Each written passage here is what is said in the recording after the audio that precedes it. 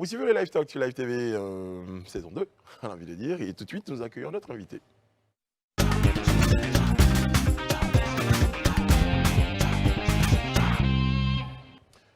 Philippe Pongo est avec nous sur ce plateau. Il est le directeur général, directeur du VITIB, Village des technologies de l'information de la biotechnologie. Bonsoir, monsieur Pongo. Bonsoir. Ça fait beaucoup de termes, hein. Biotechnologie, on parle de numérique. On peut nous définir un tout petit peu le VITIB. Biotechnique, start-up. Bon, le VITIB, c'est, comme vous l'avez dit, un village des technologies de l'information et de la biotechnologie. C'est un projet qui a été pensé au début des années 2000 et puis l'objectif était quoi? Bon, après des décennies d'expérimentation, d'économie basée sur l'agriculture et tout ça, je pense que les précurseurs du projet se sont dit, ben, tiens, et si on faisait un peu comme ce qui se fait ailleurs, c'est-à-dire miser sur le futur, miser sur le knowledge-based economy, économie basée sur le savoir. OK. Et puis voilà, les TIC, la biotech sont les deux secteurs qui ont été vraiment ciblés de sorte. Et donc l'idée, c'était de créer quelque chose qui est à la fois un parc technologique et une zone franche. Nous sommes une zone franche, mais nous ne sommes pas une zone franche industrielle typique tournée vers l'export comme on en voit ailleurs un peu partout.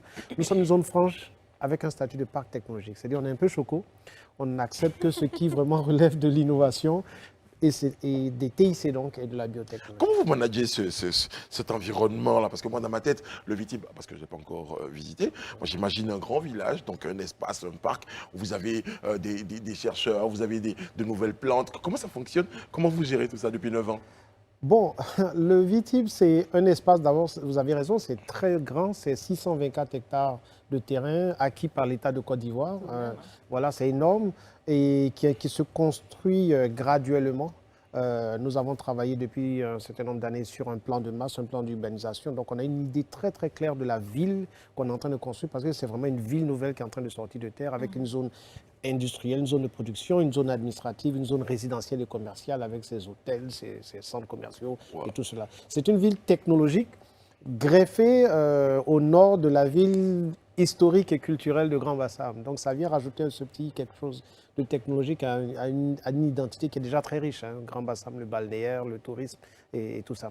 Alors c'est géré par VITIB parce que VITIB a une convention de concession avec l'État de Côte d'Ivoire pour gérer au nom de l'État de Côte d'Ivoire cet espace. C'est nous qui donnons les parcelles, c'est nous qui donnons les agréments aux entreprises, c'est nous qui analysons les dossiers des entreprises qui sont éligibles et puis qui les autorisons à bénéficier du régime fiscal. Comment ça se fait justement? Quelles sont les conditions d'éligibilité de ces entreprises?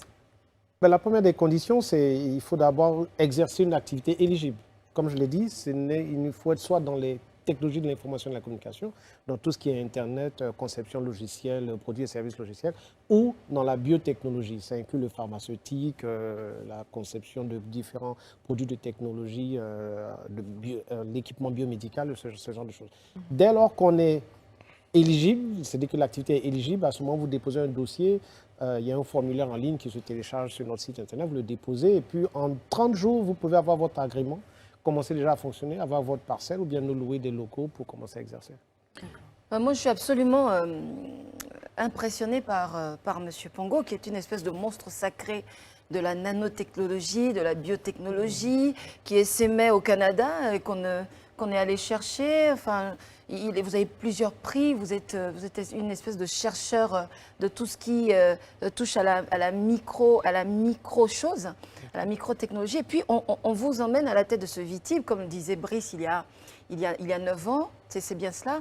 Et puis, c'est un village, donc on fantasme un petit peu, c'est un village fantasmé, on veut rentrer dans le VITIB et puis voir des robots qui nous servent de café, des tests qu'on fait à l'entrée, donc quand on rentre, on sait déjà au bout de 10 minutes qu'on peut intégrer le village. D'ailleurs, je pense qu'on va y revenir. C'est tout le mythe de la ville 3.0 que vous représentez aujourd'hui.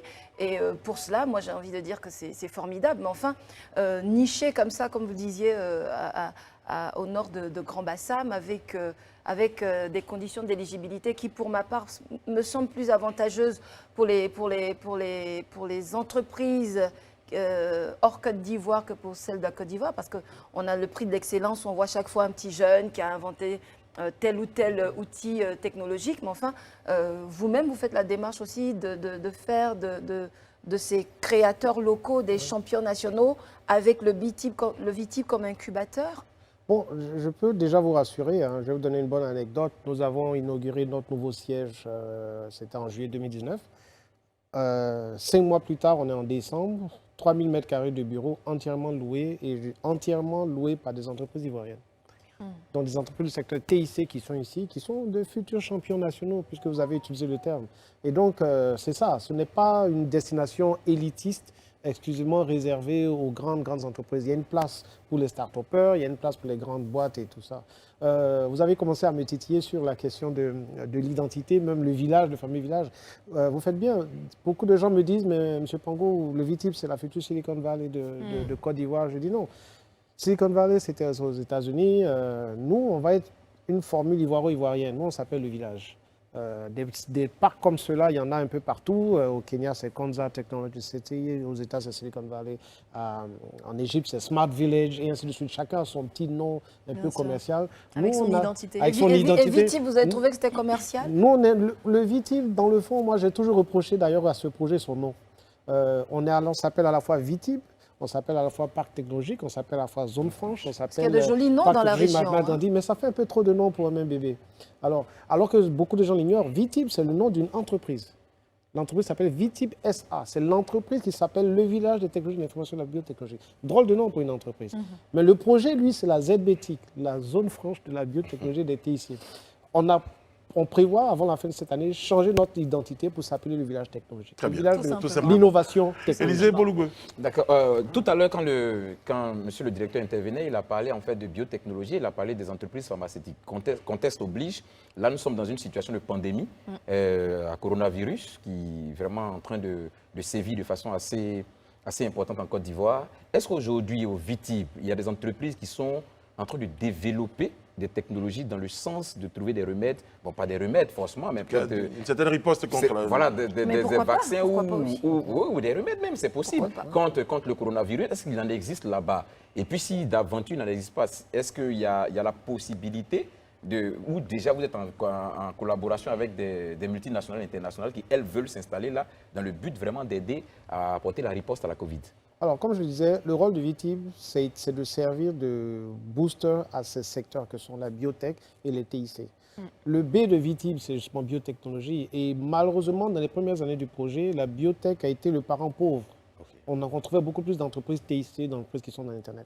C'est aux environs de 2013 que véritablement, moi j'ai pris la décision de réserver un couloir d'à peu près 20 hectares de terrain pour se concentrer sur la biotech.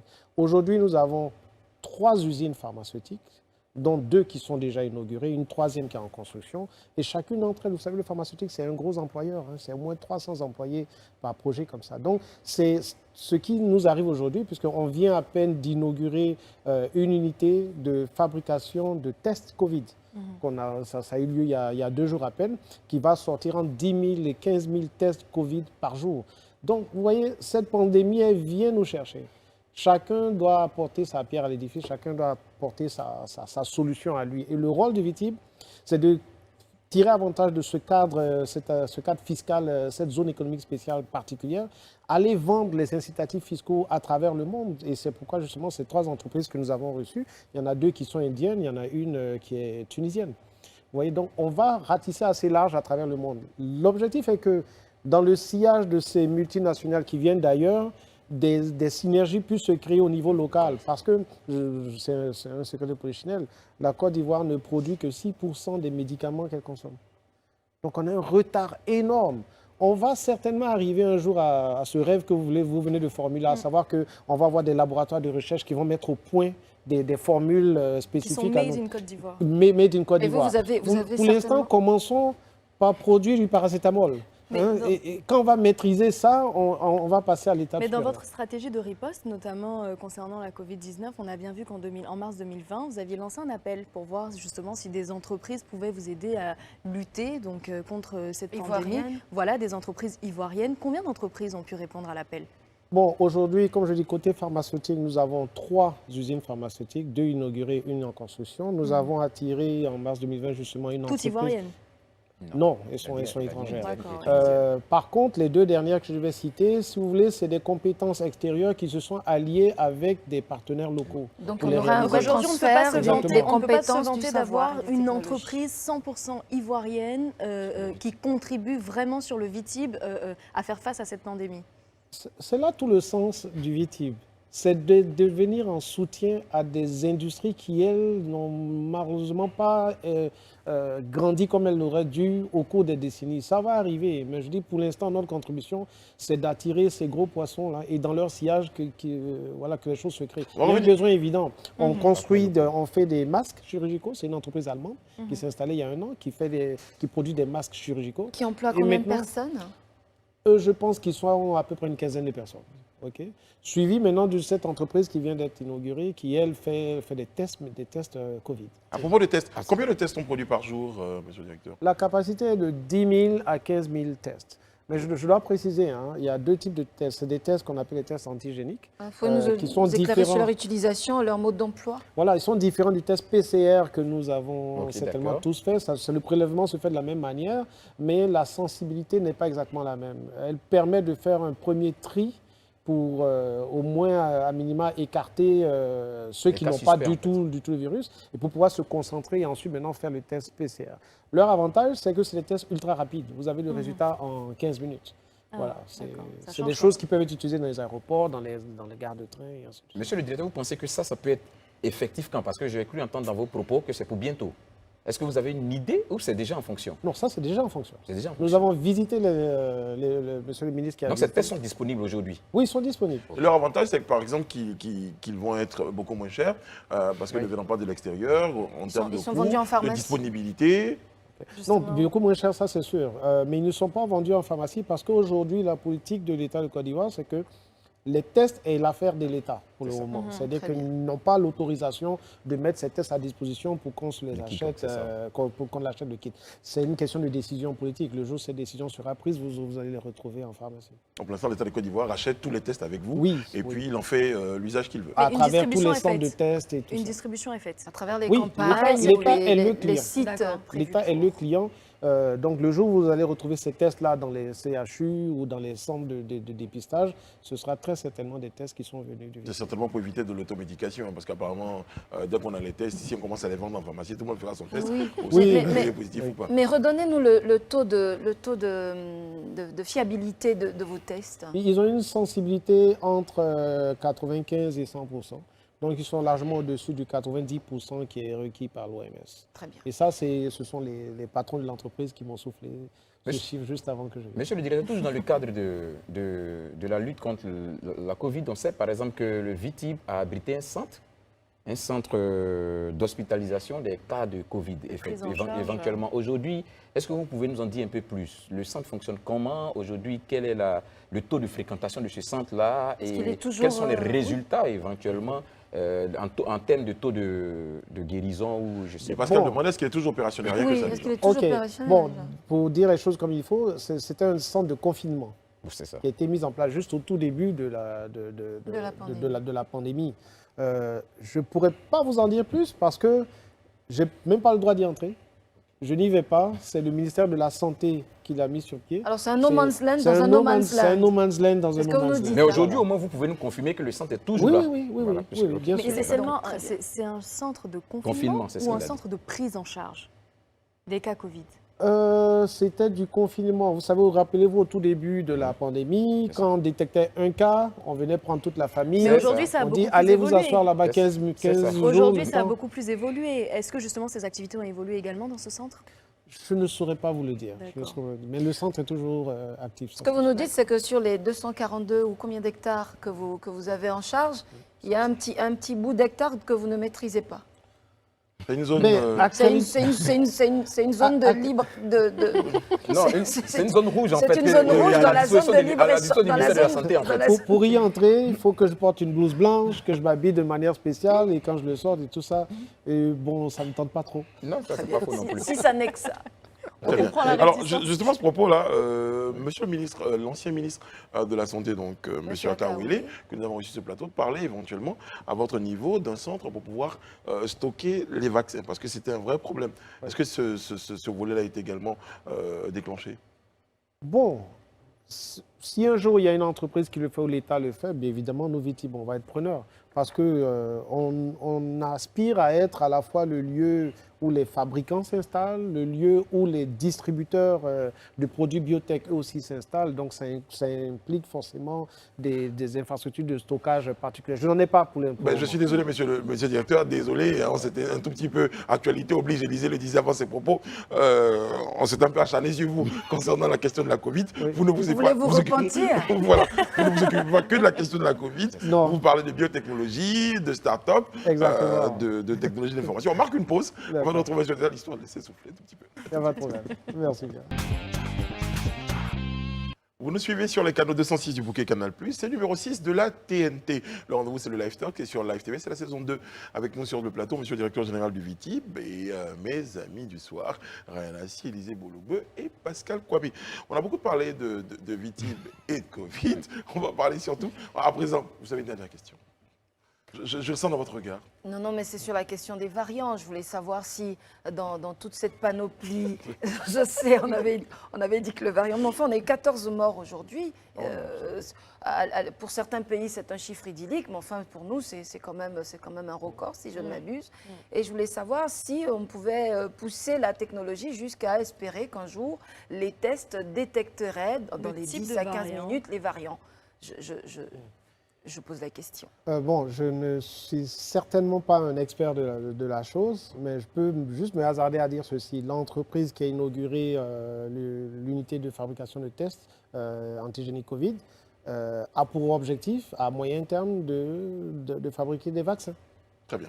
Donc, ça sera peut-être la solution. Les entrepreneurs, les scientifiques, les chercheurs ivoiriens qui regardent cette interview-là disent aujourd'hui, qu'est-ce que le VITIB crée comme condition certainement pour booster leur entrée au niveau de cet espace-là? Il y a des politiques, il y a une politique qui est mise en place pour favoriser un tout petit peu l'entrepreneuriat local. Absolument. Hein. Je veux dire, aujourd'hui, le VITIB, on peut y entrer par la grande porte en demandant l'agrément plein du VITIB en tant que grande entreprise. Mais si vous êtes une petite start-up, vous avez une idée du génie et tout cela, on a une formule pour vous aussi. Puis, si vous ne pouvez pas vous payer 170 mètres carrés à 5 000 francs le mètre carré, vous voulez juste un siège, vous asseoir et puis faire vos petites affaires, tout en bénéficiant des exonérations fiscales et douanières, on a une formule pour vous. Alors, vous avez parlé d'idées de génie. Nous, sur ce plateau, on a tous ce fantasme. Vous le disiez. Ah oui. Quelles sont les petites idées de génie dont vous pouvez nous parler aujourd'hui que les chercheurs ivoiriens ou peut-être d'autres pays qui sont associés à ceux de Côte d'Ivoire proposent aujourd'hui pour l'amélioration de notre cadre de vie et d'autres choses? Ces petites idées de génie. Bon, je vais vous en citer. Là, vous avez retrouvé le sourire, heureusement. Oui, on a arrêté de titiller. Un peu plus à l'aise. Il y a les idées, il y en a tous les jours. Mais je ne sais pas pourquoi on ne les met pas encore, on ne les capte pas et puis on ne les rend pas, on ne fait pas d'elles des grandes entreprises. Je vais dire un exemple très bête. Hein. Ok, ça va vous faire sourire, ça serait peut-être le lien avec la biotech dont on a parlé, le cure-dent gourou. Mais j'ai hâte que quelqu'un prenne ça, crée une petite entreprise et il crée des petites pilules à avaler, il extrait je veux dire, il y a tellement de choses, notre pharmacopée, et tout ça, c'est de la biotech. Et on se demande, mais comment ça se fait qu'après 60 ans, on n'a pas traduit ces genres de connaissances-là en produits consommables que la classe moyenne peut... D'ailleurs, je lis un rapport de l'OMS d'ailleurs qui est très intéressé justement par les remèdes des tradis praticiens africains dans la lutte contre la Covid. Mais vous avez vu toutes les poudres de moringa qu'on trouve maintenant, de moringa qu'on trouve aux abords des routes, d'artémisia. Mais chacun fait ça dans sa petite cuisine. Vous voyez, la question de cure-dent gourou, c'était juste un exemple? C'était juste un exemple. C'était un exemple pour dire que les idées, on en a. Prenez le YouTube que vous utilisez. Ça a été conçu par 3 universitaires et tout ça. En moins de 3-4 ans, ils ont vendu ça à Google pour 1,6 milliard de dollars. Mais l'idée de base, qui est une plateforme d'échange vidéo. On n'a pas besoin d'être ingénieur pour l'inventer. Comme C'est un WhatsApp, concept. C'est un concept. On n'a pas besoin d'avoir fait sciences et technologies. Je vous ai entendu parler des questions de On a besoin d'être coefficients et tout ça. créatif, tout On peut être simplement. littéraire et puis concevoir YouTube Merci dans sa tête. beaucoup. Si vous Ok. dites qu'on a des idées, Oui.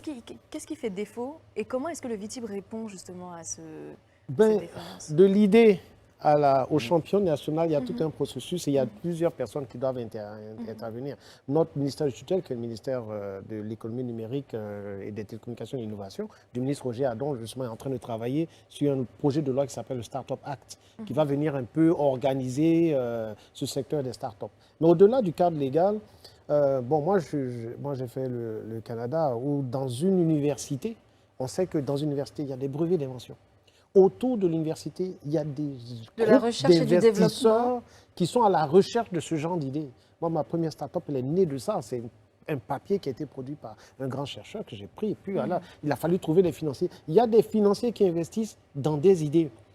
Ici, je pense que nos investisseurs cherchent la sécurité du béton. Ils aiment investir dans une plantation d'EVA. Ils aiment investir dans des immeubles à Yopougon. L'immobilier, ouais. Mais vous arrivez avec juste une idée.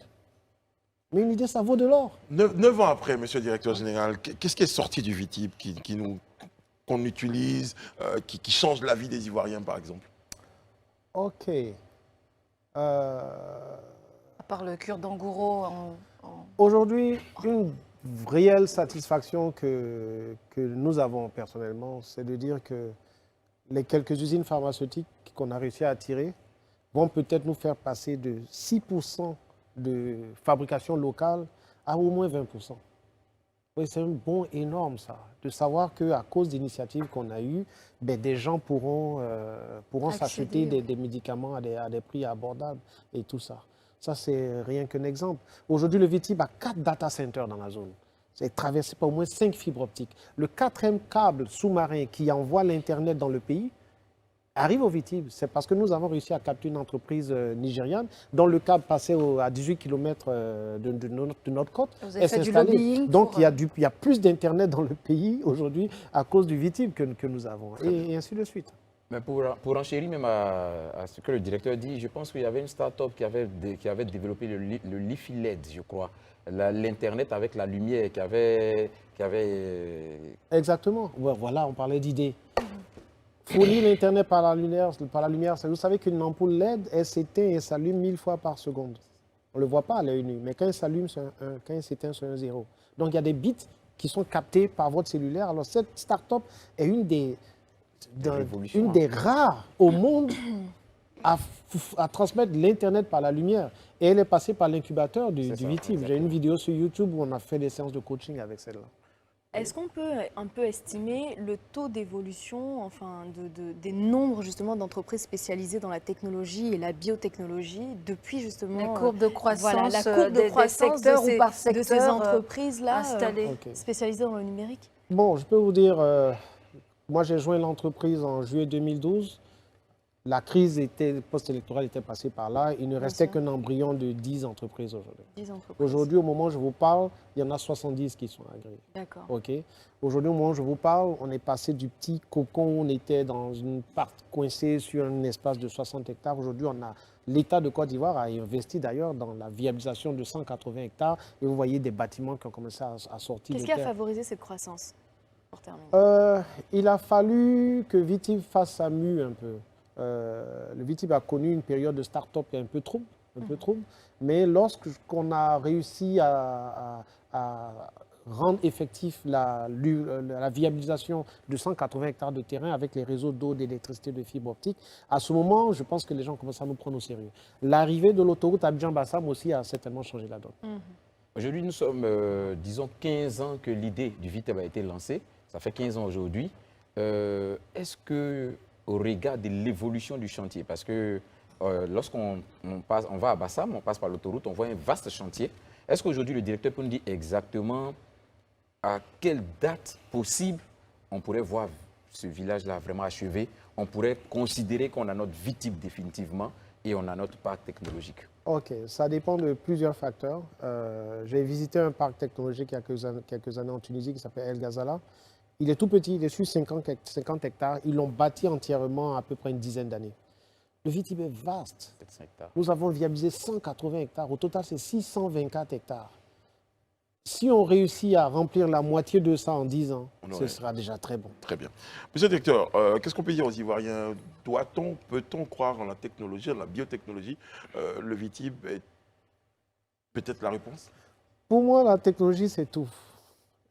Mon opinion va être un peu bizarre parce que je suis une personnalité un peu bizarre. Je suis à la fois scientifique, littéraire, artistique. La seule chose que je ne suis pas, c'est sportif. Ok, pas trop, quoi. Donc on peut être les trois. Hein. Mais pour moi, le numérique, c'est la clé. Vous voulez combattre la corruption? C'est le numérique. Vous voulez que nos rues soient propres? C'est le numérique. Vous voulez, je ne sais pas, ce studio, c'est bourré de numérique. Le numérique, c'est la clé de notre développement. Et ça passe par la mise sur pied de ce genre d'espace-là. Vous savez, même la Covid est venue changer la manière dont on interagit. Hein. Vous allez en Europe, vous allez à la banque, vous ne parlez pas à quelqu'un. Le télétravail, j'ai un ami qui a acheté une maison sans jamais signer un papier. C'est-à-dire que les transactions arrivent, la signature électronique et tout ça, sans même parler aux vendeurs et ainsi de suite, l'avocat et tout ça. Donc, les choses ont changé et c'est le numérique qui permet ce genre de révolution-là. Le numérique, pour moi, mais j'y crois, pas quasi religieusement, mais c'est tout. Vous avez séduit plus d'un, je peux vous l'assurer, monsieur le directeur général, et justement, ces entreprises-là qui nous regardent ce soir ont envie de dire, mais comment on fait pour être éligible, pour revenir sur ces conditions-là, pour être éligible au Vitib? On prend contact avec vous Non, pas avec moi. Très bien. C'est pas avec moi. Vous allez sur le site internet du Vitib, vous téléchargez notre formulaire, vous le remplissez, vous joignez le business plan de l'entreprise, les papiers d'enregistrement de votre entreprise, un registre de commerce. Là aussi, le numérique, c'est la clé. Voilà, et puis vous transmettez tout ça électroniquement. Électronique. Électroniquement, on vous répondra électroniquement. Il y a un comité qui se réunit chaque mois on vous le fait. Maintenant, si vous êtes un investisseur et que vous voulez nous accompagner pour construire des hôtels, des promotions immobilières, une clinique médicale internationale, une université, je n'ose pas citer des chaînes de télé puisque la quasi-totalité des chaînes de télé de Côte d'Ivoire ont un terrain au Vitib. Vous le savez certainement. Et donc, on va organiser un événement en octobre qui va s'appeler Investir au Vitib, au village technologique, où on va appeler tout le monde, tous ceux qui sont intéressés à vivre cette aventure avec nous, de nous parler directement en B2B, signer des papiers dès que quoi. Merci, monsieur le directeur. Monsieur Philippe Pango, vous êtes directeur général du Vitib. Merci d'avoir été en notre compagnie. Merci à vous, chers amis. Merci à toi, Brice. Pascal, Rayana et Élisée, tous se joignent à moi et à toutes les équipes techniques et éditoriales pour vous souhaiter une bonne fin de soirée sur Live TV. Nous, on vous donne rendez-vous demain sur ce même plateau-là. D'ici là, prenez soin de vous et des autres. Et puis, n'allez pas oublier quand même que ce soir, c'est l'anniversaire de notre petite fourmi. Rayana, joyeux anniversaire. Joyeux anniversaire, Rayana. Joyeux anniversaire. Voilà, comme cadeau, je crois que je vous enverrai au Vitib cette fois. Super. Pourquoi pas. Que Dieu veille sur vous, que Dieu veille sur la Côte d'Ivoire. À demain. Amen.